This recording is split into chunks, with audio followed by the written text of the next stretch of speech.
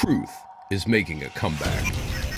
America's Top Stories with Lisa K. Donner. Midterm madness is upon us. All the pollsters are saying there will be a blue wave, surprise, surprise. But where are the real toss-ups going to occur? That is the crucial question as we head into the final weeks of campaigning. In the Senate, where Republicans hold the slimmest of majorities, 51 to 49, there are 33 seats up for election, and the Democrats hold 23 of them. And there are 5 races that stand out as particularly competitive: Indiana, Missouri, Florida, currently held by the Democrats, Arizona, and Nevada, currently held by the Republicans.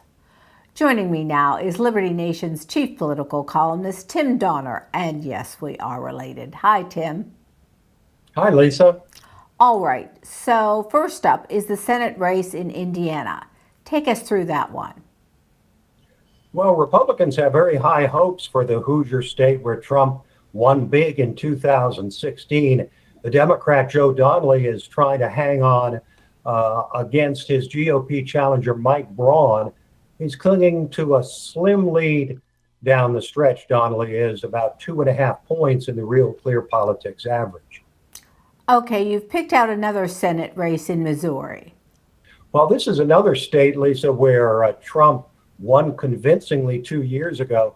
Democrat Claire McCaskill, a longtime establishment figure and an ally of Barack Obama, is trying to fend off a strong challenge from Republican Josh Hawley, and that race is a virtual dead heat as we speak. Now, on the other hand, Democrats are very competitive against Republican incumbents in Arizona and Nevada. Polling shows that both those races are within the margin of error. So in the House, where Democrats need a net pickup of 23 seats to take control of the lower chamber, anywhere from 30 to 60 of the hundreds of races are considered competitive as we head down the stretch. Democrats are helped here by, I guess, the retirement of some 40 GOP members of Congress. So let's go now to Virginia's 10th, which isn't necessarily a close race, but it is interesting. Well, the Democrats have heavily targeted this district, which is immediately adjacent to Washington, D.C., which gives it added value. Establishment Republican Barbara Comstock is in a lot of trouble against Democrat Jennifer Wexton. Virginia, of course, Lisa, as we know, is a state that has turned from red to blue over the last decade. Next, we go to Texas's 23rd. Yeah, that's where another veteran Republican is being targeted by the Democrats. It's Pete Sessions in Texas's 32nd district, southwest part of the state. Sessions has been in the House for 22 years, but he's running neck and neck with his Democrat challenger, Colin Allred. And Tim, there's also one particularly tight governor's race that is compelling. It's very compelling. It's in the Sunshine State of Florida, pitting a full-on Trumpist, Ron DeSantis, against a full-on Bernie Sanders-style Democrat, Andrew Gillum.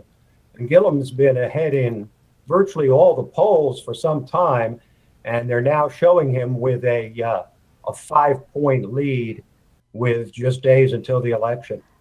DeSantis is currently a congressman and would be giving up his seat to take the governorship.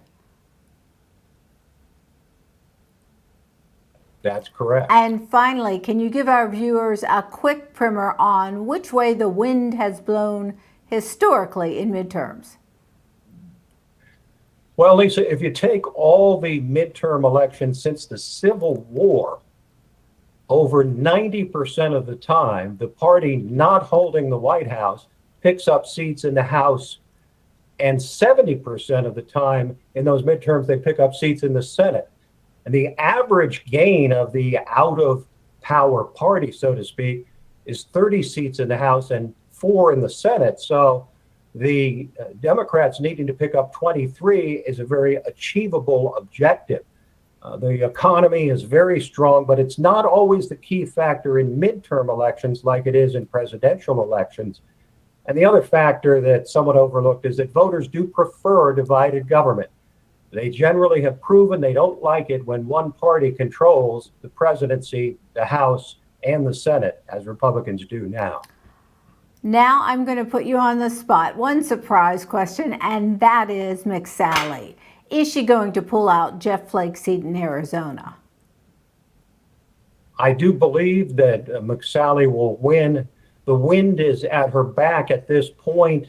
The Kavanaugh hearings, not to mention the caravan headed for the border, which is a very sensitive issue in Arizona, has to be made to order for Martha McSally. I do think she will hold on and hold that Republican seat being vacated by Jeff Flake.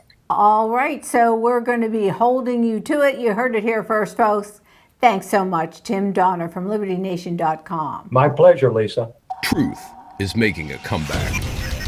Visit us at LibertyNation.com.